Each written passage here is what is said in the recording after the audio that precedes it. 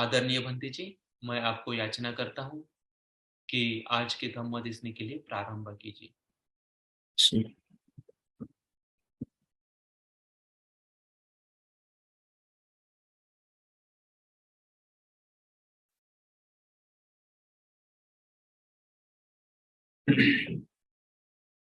तो जिस प्रकार से इस श्लोक में जो भी अहंत सम्यक संबुद्ध है, उसी प्रकार उनका स्वाक्षात धम्म, उनका उनका आदरणीय पूजनीय अंजलि करने योग्य संग, इन तीनों रत्नों को वंदन। और सभी आचार्य, सभी गुरुजनों को, सभी कल्याण मित्रों को मेरी मंगल कामनाएं। आज का जो विषय है भंते कत्तैन का है, कच्चैन, है ना। यह कथा मुझे विशेष रूप से इसलिए भी पसंद है क्योंकि इनकी कथा बड़ी सुंदर है। भंते की कथा भी पद्मोत्तर बुद्ध के कार्य काल से ही शुरू होती है।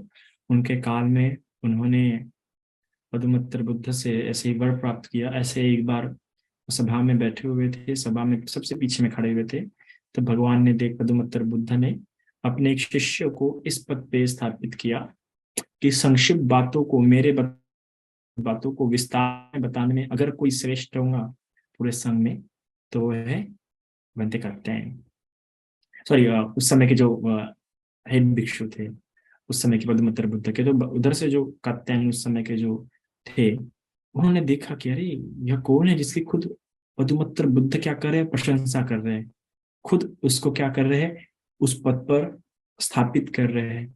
तो क्यों ना मैं भी आने वाले शासन में, आने वाले के शासन में मैं भी यह पद हासिल करूं। काफी सुंदर पद है कि भगवान की बताए संक्षिप्त बातों को या संक्षिप्त बातों को विस्तार में बताने में अगर कोई अग्र है तो काफी सुंदर है। तो उसके मन में भी वितर्क जागा और पद्मोत्तर बुद्ध के पास जाके उनको वंदन करता है। वंदन करके दूसरे दिन के भोजन के लिए आमंत्रित करता है। इसी प्रकार लगातार 7 दिनों तक पद्मोत्तर बुद्ध और उनके संघ को भोजन दान देने के बाद, चिवर दान देने के बाद, अपनी सेवा, अपना गौरव सत्कार करने के बाद, वो भगवान के सामने, पद्मोत्तर भगवान के सामने में अपनी इच्छा प्रकट करता है और बताता है कि किस तरीके से वो भी प्राप्त करना चाहता है। तो पद्मोत्तर बुद्ध बताते हैं कि ठीक है, आने वाले गौतम के शासन काल में तुम्हारा ये जो संकल्प है ये पूर्ण होगा। और इसी प्रकार से वो अपना आगे भी पुण्य करते हुए, सत्कार बुद्ध धम्म संघ का गौरव करते हुए अपना जीवन बिताता है। समय के अनुसार कभी सुगति, कभी मनुष्य लोग, इस प्रकार से उसका जन्म ग्रहण करते हुए कश्यप बुद्ध का काल आता है। जब कश्यप बुद्ध का काल आता है तो कश्यप बुद्ध के काल में वह क्या करता है कि जब कश्यप बुद्ध का परिनिर्वाण हो जाता है, तो परिनिर्वाण होने के बाद यह कश्यप बुद्ध का जब चैत्य बन रहा होता है, तो उस कश्यप बुद्ध के चैत्य के लिए अपनी तरफ से एक सोने की ईंट दान करता है। काफी लाख की होती है वो सोने की, और वो सोने की ईंट दान करता है। तो इस दान करते समय उसके मन में ये होता कि आने वाले जन्म में, आने वाले भाव में मुझे स्वर्ण रंग की त्वचा प्राप्त हो, ऐसा संकल्प करता है। और ऐसा ही होता है। जब यह गौतम बुद्ध का शासनकाल होता है, तब ये उज्जैन में एक पुरोहित के घर में, जो कि राज पुरोहित था, राजपुरोहित के घर में क्या होता है, इसका जन्म होता है, जो कि जिनका गोत्र था कात्यायन। इस गोत्र, इस कुल में क्या होता है, उसका जन्म होता है। और इसकी त्वचा के स्वर्ण रंग की होती है, गोल्डन कलर की होती है, जिसकी हमारे बुद्ध की भी थी, है ना।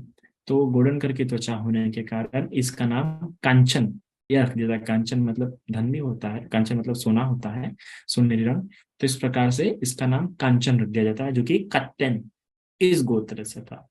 समय बीतता है, समय बीतते जिसके पिता की मृत्यु होती है, तो इसके पिता की मृत्यु के बाद इसको उस राजपुरोहित के पद पर स्थापित कर दिया जाता है, और ये राजपुरोहित के रूप में वहां पे स्थापित हो जाता है। फिर समय के हिसाब से जब तथागत गौतम बुद्ध का प्रादुर्भाव होता है, उनको बुद्धत्व प्राप्त होती है, तो उज्जैन उज्जैन के जो राजा है, उनको भी मन में यह होता है कि हमारे देश में भी, हमारे प्रदेश में भी क्या होने चाहिए, बुद्ध आने चाहिए। तो इसलिए वो अपने सभी पुरोहितों को या सभी विद्वान पंडितों को बुलाते हैं, सेना प्रमुखों को बुलाते हैं कि कौन है जो तथागत गौतम बुद्ध को यहाँ पे ला सकते हैं उज्जैन में। तो उसमें से कई सारे जो ब्राह्मण है एक स्वर में एक ही नाम लेते और कहते हैं कि यह काम कात्यायन कर सकता है। उसमें इतना सामर्थ है, उसकी प्रज्ञा वैसी है, वो विद्वान है, वो पंडित है, वो यह कार्य कर सकता है ना। तो किसी को लाने के लिए बड़ी विद्वत्ता लगती है। विद्वत्ता इस अर्थ में कि उस प्रकार से उपाय कौशल्य उसमें होना चाहिए। तो बनते कात्यायन का सभी लोगों ने एक साथ नाम ले लिया कि बनते कात्यायन, सॉरी, वो ये हमारे जो पुरोहित है, पुरोहित कात्यायन ये कार्य कर सकते हैं, उनसे कार्य हो सकता है। सोचिए उनकी किस प्रकार छवि रही होंगी अपने सब ब्रह्मचारियों के बीच में। और फिर जो राजा भी है वो बुलाता है बनते का, सॉरी, उपा, जो पुरोहित कात्यायन है उनको बुलाता है और कहते हैं कि हम चाहते कि हमारे प्रदेश में भी क्या बुद्ध है, मैं चाहता हूँ कि तुम यह कार्य करो। फिर वो कहता है कि ठीक है मैं ये कार्य करूंगा, पर मुझे आपसे एक शर्त है। उसके मन में आशा आता है कि कौन सी शर्त। वो कहता है कि मुझे आप प्रवज्जित होने की अनुमति दीजिए, तो मैं जाता हूँ उनको बुलाने के लिए। तो देखिए वो पहले ही जान गया, उसकी प्रज्ञा देखिए, मतलब बुद्ध की कीर्ति जो फैल गई थी उस कीर्ति से उसने इस प्रकार से अनुमान लगा दिया कि बुद्ध की देशना ऐसी है, बुद्ध में इतना सत्य है। अगर मैं वहां गया और मैं वहां जाने के बाद मैं अगर बुद्ध की देशना सुना तो ऑफ कोर्स मुझसे रहा नहीं जाएगा और मैं भी प्रवज्ञा ग्रहण कर ही लूंगा, मुझसे प्रवज्य मैं भी प्रवजित हो ही जाऊंगा। इतनी बुद्ध की शिक्षा के प्रति पहले से ही विश्वास होता है। इसे तो उसने कहा ना राजा को कि आप मुझे ये इस प्रकार से मुझे आप क्या दीजिए, परमिशन दीजिए कि अगर मैं क्या हो सकूं, प्रवचित हो सकूं, क्योंकि उसे पता था कि ऐसे तो शायद से मगर मैं जाता और मैंने जाके साक्षात बुद्ध के दर्शन कर लिया तो मुझसे रह के नहीं होगा, क्योंकि उनका धर्म अद्भुत है। ये वो भगवान की कीर्ति पहले सुन लिया हूँ और उस कीर्ति से ये समझ लिया होगा। फिर राजा अनुमति देता है। फिर उसके मन में एक बात आती है कि अगर मैं समूह के साथ अच्छी भारी लोगों के साथ अगर बुद्ध के पास जाऊंगा तो ये ठीक नहीं रहेगा। तो वो अपने साथ और 7 लोगों को लेता है। इस प्रकार से 8 ब्राह्मण लोग जाते हैं भगवान गौतम बुद्ध के पास। भगवान गौतम बुद्ध के पास जाने के बाद उनकी देशना से सभी लोग प्रवचित हो जाते हैं और वहीं पे वो लोग अरहंत हो जाते हैं। अरहंत और अरहंत और बनते कात्यायन जो है पटिसंभिदा मग के साथ क्या हो जाते हैं, अरहंत होते हैं। हम जानते हैं कि पटिसंभिदा मग जिसको भी प्राप्त होता है वो धर्म समझाने में और धर्म समझने में काफी सामर्थ्यशील होता है, काफी ज्ञानी होता है। तो बनते कात्यायन भी पटिसंभिदा मग के साथ क्या हो गए थे, अरहंत हो गए थे, है ना। तो अरहंत हो गए थे सुनते बराबर देशना। तो भगवान ने सिर्फ इतना कहा कि पस्य को भी कहो, इतना कहते बराबर उससे प्रवज्जित हो गए, उनके केशा, उनके बाल मुंडन हो गए थे और उनके शरीर पे काषाय वस्त्र धारण हो गए थे। फिर अरहंत होने के बाद अरहंत होने के बाद बनते कात्यायन भगवान की स्तुति करते हैं गाथाओं के स्वरूप में, बहुत स्तुति करते हैं। और तथागत गौतम बुद्ध भी जान लेते हैं कि बनते कात्यायन चाहते हैं कि मैं उनके साथ उनके नगरी में आऊं, सिर्फ गाथा सुन के। इधर से क्या कहते हैं, गाथाएं संबोधित करते हैं भगवान बुद्ध को और उन गाथाओं को श्रवण करते हैं। देखो ये इस प्रकार से ये हो जाता है। इस प्रकार से भगवान ने भी जान लिया अपनी प्रज्ञा से कि हाँ यह चाह। तब भगवान कहते हैं कि कात्यायन तुम ही जाओ, तुम ही अकेले जाओ वहां पे, है ना, तुम्हारा अकेले जाना है उचित होगा। तुम्हें देख के तुम्हारा जाके वहां पे क्या होंगे और प्रसन्न होंगे। तो भगवान उसके साथ नहीं जाते, क्यों नहीं जाते, या हमें आगे कथाओं से पता चलेगा। फिर बनते कात्यायन अपने बाकी के 7 मित्रों के साथ जिनके साथ वो यहाँ आए थे, प्रवचित हुए थे, उनके साथ वो उज्जैन वापस लौट जाते हैं। लौटते वक्त रास्ते में क्या होता है कि रास्ते में तेलपानी नाम का जो तेलपंथी जो गांव रहता है, तेलपंथी जो नगर होता है, वहां पे वहां से गुजरते हुआ वहां पे एक सुकेशनी नाम की क्या होती है, एक स्त्री रहती है, एक युवती रहती है जिसके बाल क्या रहते हैं, बहुत स्वर्ण रहते हैं। बाल सुनहरे रंग के होने के कारण उसके नाम रहते सुकेशन, जिसके केश सुंदर है और स्वर्ण युक्त है, इस प्रकार से उसका नाम। तो वो पहले काफी धनवान थी, काफी अच्छी धनवान की पुत्री थी, पर समय के हिसाब से उसके पिता का जो बिजनेस है, जो व्यापार है, वो डूब गया तो गरीब हो गए, है ना। फिर समय के हिसाब से उसके माता पिता का भी क्या हो गया, देहांत हो गया। तब तो जो उसकी दाई थी वो एक दाई उसको पालती थी। तो इसी प्रकार वहां पे और एक भी युवती थी जो कि काफी, और उसको इस सुकेशनी के केस बहुत पसंद थे। इस सुकेशनी के केस से काफी प्रभावित हो गई थी। तो कई बार उसने अपने दासी भिजवाई उसके पास कि जाओ उसे कहो कि मैं उसको 1000 का शापन तक देने के लिए तैयार हूँ उसके केश के लिए, अगर वो मुझे अपने केश देती है तो। पर कई बार क्या किया, क्योंकि भले ही वो गरीब कुल से गरीब हो गए होंगे पर उसे धन की उतनी लालसा नहीं थी, ना होने के कारण उसने कहा कि उसने मना कर दिया कई बार। पर एक दिन जब उसने सामने से 8 ब्रह्मा स्वरूप, क्योंकि भंते कात्यायन का स्वरूप को देख के तो उसको जैसे लगा कि कोई ब्रह्मा ही साक्षात चल के आ रहा है। तो देखते हैं कि भंते कात्यायन और साथ में बाकी 7 भिक्षु भी, बाकी 7 भंतेगण भी, ऐसे कोई मिला के 8 वो इसी और आ रहे हैं। और इन सभी के हाथों में पात्र है, और उसे आशा होता है कि इन सभी के पात्र खाली है तो अवश्य भिक्षाटन कर रहे होंगे। तो उसे होता है कि मैंने भी इनके पात्र में भोजन, मैंने इनको भोजन नाम देना चाहिए। पर वो देखती है उसके घर में कुछ भी देने के लिए नहीं है, तो अपनी दाई को बुलाते कहते, माता आप जाइए उसके पास जो मेरे बाल खरीदना चाहती थी, और उसको मेरे बाल बेच के आइए। है ना। तो सबसे पहले उन सभी आठों भंते को, भंते भंते कात्यायन के साथ आठों भंतेगणों को अंदर बुलाती है और आसन देती है, और खुद अंदर अपने दाई के साथ अंदर जाती है, और अपने बाल काट के वो दाई को देती है, और छुपके से तुम जाना कहती है, क्योंकि भंते को दिखना नहीं चाहिए, तो छुपके से जाओ और जितना भी देती है उनकी कीमत, वो कीमत लेके आ जाओ। है ना।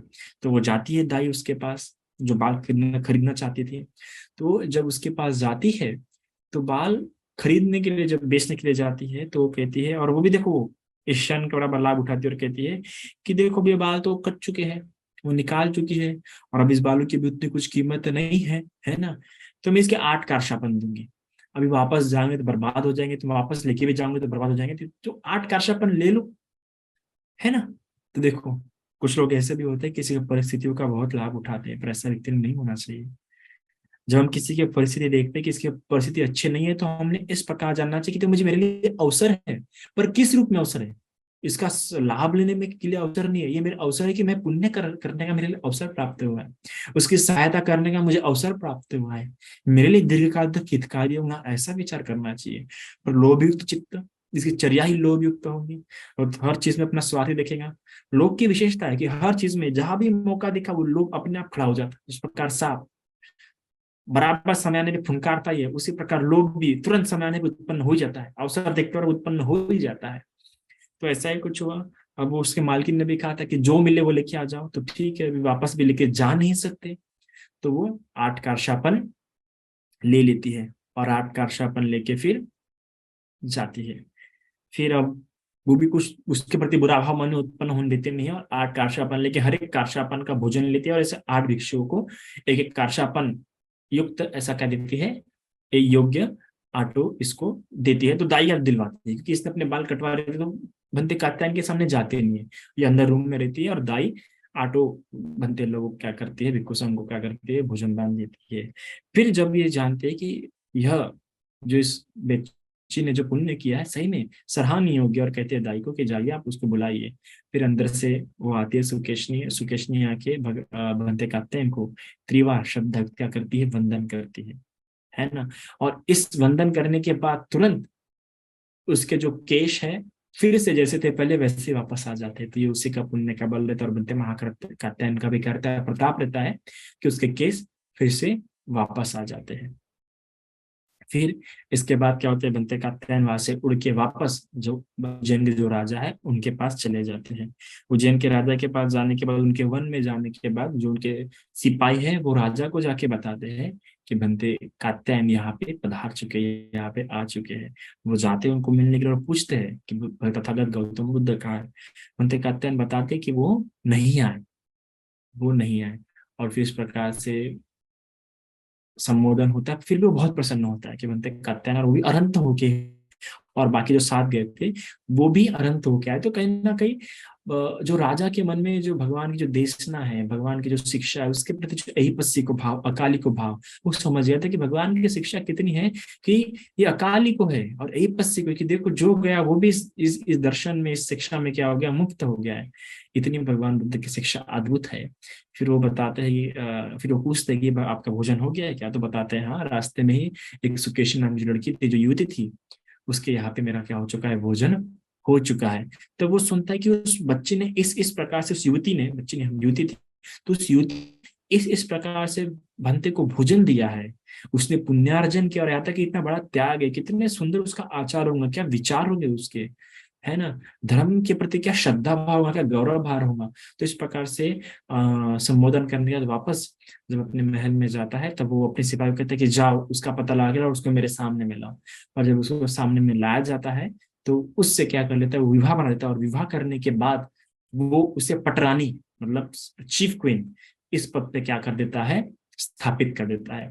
तो यह जो सिर्फ एक दिन के अंदर में जो उसको लाभ प्राप्त हुआ सुकेशनी को, ये उसी के पुण्य कर्म का प्रताप था। और ये जो पुण्य हुआ, ये पुण्य कह सकते हैं हम दिट्ठी धम्म वेदनीय कर्म। ऐसा पुण्य जब जो पुण्य कर्म करते रहो, पुण्य कर्म दिट्टि धम्म वेदने कर्म बन जाता है, तो उसका फल 7 दिनों के अंदर मिल जाता है ना। तो इस प्रकार के जो कर्म है ये जवन चित्त के आधार पर, अभिधम्म के हिसाब से जवन चित्त के आधार पर, अगर जवन चित्त का सबसे पहला प्रथम चित्त के समय में उसकी चेतना रही तो क्या होता है, उसको ये जो दिट्टि धम्म वेदने कर्म बन जाता है। पर दिट्टि धम्म वेदने कर्म सिर्फ भव संपत्ति देता है, सॉरी भोग संपत्ति देता है, भव संपत्ति नहीं देता है। तो उसी उसी के प्रताप से तुरंत उसी दिन क्या हो गई, उस राज्य की वो पटरानी हो गई। और समय रहते फिर इसी प्रकार जब उस नगरी में बनते कात्यायन चार्या किए, पिंडपात के धम्म दर्शन दिए, तो कई सारे युवक वहां पे क्या हो गए, प्रवज्जित हो गए। और कई सारे भारी मात्रा में युवा प्रवज्जित होने के बाद सभी के सभी क्या हो गए, दीक्षित हो गए, काशा वस्त्र धारण किए, और वो नगरी जैसे काशा वस्त्र के रंग से चमकने लगी, स्वर्ण रंग से क्या होने लगी, चमकने लगी। इस प्रकार से उन्होंने क्या किया, कई लोगों को उस लाभ में क्या किया, घोषित किया, और कई सारे लोग उस पद पे क्या हो गए, स्थापित हो गए। समय रहते भगवान बुद्ध ने, फिर एक समय ऐसा आया कि भगवान बुद्ध ने क्या किया, भंते कत्यायन को इस पद पे क्या किया, स्थापित किया कि अगर मेरे धर्म को कोई संक्षिप्त बातों को अगर विस्तारित करने में अगर कोई अग्र होगा तो वो है भंते कत्यायन। इस प्रकार से भंते कत्यायन के बारे में क्या करते हैं, स्तुति करते हैं। इसी तरह हमें और एक कथा देखने के लिए मिलती है। ये कथा मुझे बहुत ज्यादा पसंद है, क्योंकि इस कथा में हम देखते हैं कि एक व्यक्ति था, जो एक राजकुमार था या एक अच्छा धनवान सेठी का लड़का था। तो अपने रथ से जा रहा था, तब उसके सामने से क्या बनते कत्तैन गुजरे। और उनकी, हमने पहले ही कहा कि उनकी त्वचा क्या थी, बहुत सुनहरे रंग की थी, है ना। तो जब उनकी त्वचा बहुत सुनहरे रंग की थी और बनते कत्तैन को देखा, तो देखते बार उस युवक के मन में ऐसा कि काश मैं भी ऐसी हो, इतनी सुंदर हो। तो बनते कत्तैन को देख के उसके मन में स्त्री भाव जाग गया। तो उसके वजह से वो तुरंत क्या बन गया, स्त्री बन गया। उसमें स्त्री गुण, स्त्री लक्षण उत्पन्न हो गए। उस स्त्री में क्या हो गया, रूपांतरित हो गया। तो वो कभी शर्मा गया, अरे मैं क्या हो गया, लोग मुझ पर हंसेंगे। और इसलिए क्या हो गया, फिर उस नगरी से भाग गया और किसी दूसरी नगरी में दूर कहीं क्या हो गया, जाके बस गया। और वहीं पे बस के समय के हिसाब से उसने क्या किया, पुण्य के समय के हिसाब से वहीं पे उसकी शादी हो गई और उसको क्या हो गया, उससे बच्चे हो गए। और बच्चे होने के बाद वहीं पे वो जीवन यापन कर लगा स्त्री के रूप में, शादीशुदा। फिर समय हुआ, फिर एक समय बनते कात्यायन वहां भी आए। फिर उसको पता चला कि बनते कात्यायन आए, तो उसने क्या किया, बनते कात्यायन को भोजन दान पे बुलाया, उनको भोजन दान दिया। और जब भोजन दान दिया और पुण्य कर्म किया, तो के प्रताप से फिर से वापस क्या हो गया, वो पुरुष बन गया। और जब पुरुष बन गया तो वापस फिर से अपनी नगरी वापस आया और अपना साधारण जीवन शुरू करने लगा। फिर यहाँ पे उसने किसी स्त्री के साथ शादी किया। स्त्री के साथ शादी करने के बाद फिर कभी कभार कुछ लोग ने उसको पूछा, कभी कभार तो कुछ लोगों ने उसको पूछा कि जब तुम स्त्री थे, वो तुम्हें तब के बच्चे तुम्हें ज्यादा प्रिय है, या तुम अभी जब पुरुष हो उस अवस्था के तुम्हारे जो बच्चे हैं तुम्हें वो ज्यादा प्रिय है। तो उसने भी कहा कि हाँ, जब मैं स्त्री था तब होते हुए जब मुझे बच्चे उत्पन्न हुए थे, और जब स्त्री होते हुए मुझे मेरे बच्चे ज्यादा प्रेम था, और उस समय के बच्चों से मुझे ज्यादा क्या है, प्रेम है। तो हम देख सकते हैं कि कैसे एक स्त्री को अपने बच्चों से बहुत प्रेम होता है। और भगवान बुद्ध बताता है कि बातों के बिना रह नहीं सकती, उसमें से एक बात है बच्चे हैं। तो यह भी एक स्त्री का गुण होता है। तो हम देखते हैं कि बनते कात्यायन इतने सुंदर थे, इतने उनकी त्वचा कंचन वर्ण्य थे और इतने सुंदर थे, रूप से इतने सुंदर थे कि एक पुरुष को देख के भी उनके मन में एक ने जब उनको देखा तो उस पुरुष के मन में ऐसा भाव उत्पन्न हो गया। और उस कर्म के प्रताप से देखे कि वो किस प्रकार से स्त्री में उत्पन्न हो गए। तो बनते कात्यायन इतने सुंदर भी थे और छोटे छोटे धर्म को भी विस्तार में बताने में क्या थे, काफी योग्य थे। तो इस प्रकार से बनते कात्यायन की क्या थी, कथा थी। इतना आज के लिए। साधु साधु साधु।